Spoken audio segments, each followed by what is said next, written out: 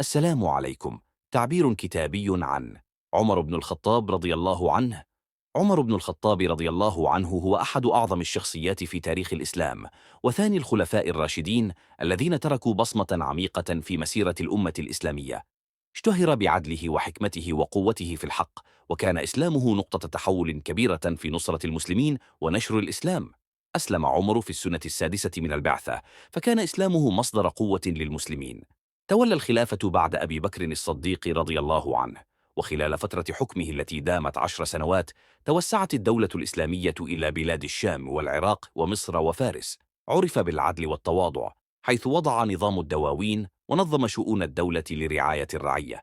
كان يجوب بين الناس ليتفقد أحوالهم، وجعل العدل أساس الحكم. اغتيل عمر رضي الله عنه وهو يؤدي الصلاة، ففقد المسلمون قائدا عظيما اتصف بالحكمة والقوة والعدل. سيبقى عمر بن الخطاب رمزا خالدا للقيادة الراشدة والمثل الأعلى في العدل والإخلاص في خدمة الأمة. لا تنسوا الاشتراك وتفعيل الجرس ليصلكم كل جديد.